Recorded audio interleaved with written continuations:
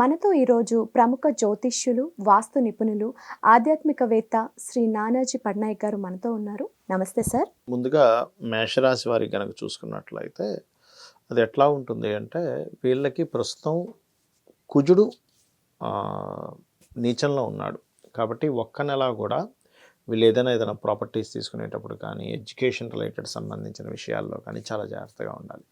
కుజగ్రహం 4వ స్థానం అంటే ఎడ్యుకేషన్ స్థానంలో ఎప్పుడైతే పాడైందో, కొత్తగా ఏదైనా కోర్సెస్ తీసుకోవడం, ఏదైనా కన్స్ట్రక్షన్ రిలేటెడ్ సంబంధించినటువంటి విషయాల్లోని, అదేవిధంగా మరొకటి ఏంటంటే ఏదైనా భూమి కొంటున్నాము, ఇటువంటి విషయాల్లో ముఖ్యంగా లగ్నాధిపతి వెళ్ళి చతుర్థ స్థానంలో ఉన్నందుకు ఈ జాగ్రత్త తీసుకోవాలి. దీంతోపాటు లాభస్థానంలో శని ఉన్నాడు. సహజంగా మేషం వారికి అంటే మీకు లాభస్థానంలో శని ఉన్నప్పుడు ఏమవుతుందంటే లాభం అనేటువంటిది శాటర్న్ ఉన్నాడు మంచిదే, కానీ కుజుడు దృష్టి ఉంది దాని మీద. కాబట్టి రియల్ ఎస్టేట్ రంగాల్లో ఉండేటువంటి వారు, అదేవిధంగా ఫార్మర్స్ రైతులు కొంచెం ఈ భూమికి సంబంధించినటువంటిది ఏదైనా లాభం అధికంగా వస్తుంది అని చెప్పి చేసే ప్రయత్నాల విషయంలో కొంత జాగ్రత్త పడుతూ ఉండాలి.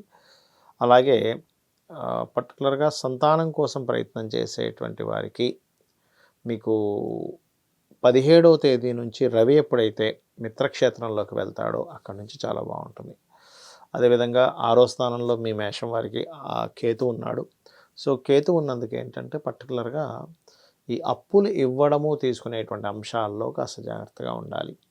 అయితే ఈ 2వ స్థానాధిపతి ధనాధిపతి అంటే ఫైనాన్షియల్ మ్యాటర్స్ కనుక చూసుకుంటే ఫైనాన్షియల్ కారకుడు 3వ తేదీ నుంచి మకర రాశిలోకి ఎంటర్ అవుతున్నాడు. ఎప్పుడైతే మకర రాశిలోకి ఎంటర్ అవుతున్నాడో ఇట్స్ వెరీ క్లియర్లీ ఇక్కడ కెరియర్ పరంగా ధనం రావడం, కెరియర్ పరంగా ఇంప్రూవ్మెంట్స్ అనేటువంటివి మనకు క్లియర్గా మనకి 3వ తేదీ నుంచి ఈ నెల రోజుల పాటు ఉంటుంది. అలాగే విదేశాలకు వెళ్ళాలని ప్రయత్నం చేసేటువంటి వారికి రాహు యొక్క అనుకూలత అనేటువంటి చాలా స్పష్టంగా చూపిస్తుంది.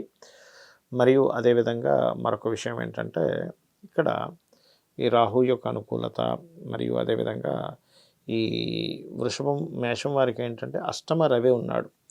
అష్టమ రవి వల్ల ఏంటంటే సంతానానికి ఏదైనా చూడండి, ఇప్పుడు పిహెచ్డీ చేయడానికి మన ఎందుకంటే సంతానకారకుడు వృశ్చిక రాశిలో ఉన్నాడు.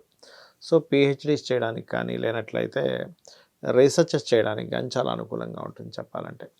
సో ఇది ఇక ఉద్యోగ సంబంధించిన విషయాల్లో కొద్దిగా స్ట్రెస్ ఉండడం, ఎందుకంటే దశమాధిపతి శని మీద కుజుడు దృష్టి ఉన్నది కాబట్టి కొంచెం స్ట్రెస్ అది ఉంటుంది. ఆ స్ట్రెస్ తగ్గడానికి కుజ శని కేతు ఈ గ్రహాల దగ్గర దీపారాధన చేయడం చేస్తూ ఉండాలి.